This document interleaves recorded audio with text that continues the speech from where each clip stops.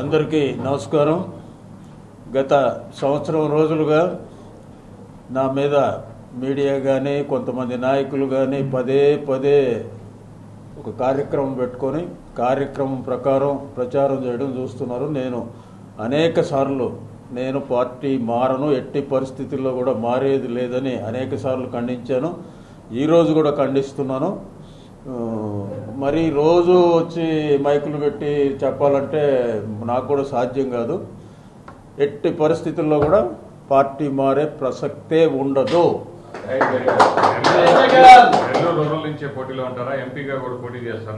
అది ముఖ్యమంత్రి గారి ఇష్టం.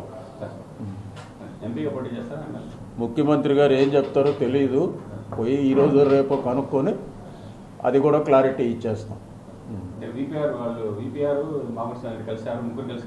నేను కలిసిన మాట వాస్తవం.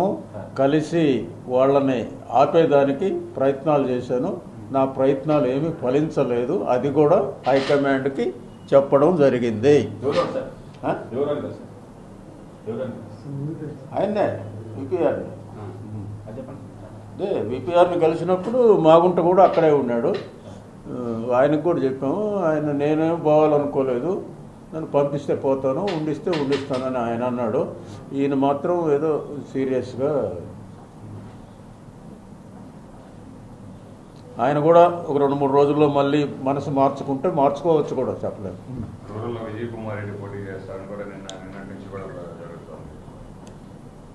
ఇట్లా రకరకాలు జరుగుతుంటాయి. హైకమాండ్ని కలిసినంత మాత్రాన్ని రూరల్లో పోటీ చేస్తాడని, టౌన్లో ఆయనకి హెల్ప్ చేయమని కూడా అయి ఉండొచ్చు కదా. టౌన్లో ఎవరో ఒకరు కావాలి కదా మన పార్టీ తరఫున పెద్దలు హెల్ప్ చేసేదానికి. నాకు కూడా గట్టిగా పని చేయమని చెప్పి ఉండొచ్చు, టౌన్లో కూడా హెల్ప్ చేయమని చెప్పి ఉండొచ్చు. టీడీపీ వాళ్ళకి క్యాండిడేట్లు లేరు, ఎవరు వస్తారా అని ఎత్తుక్కుంటున్నారు.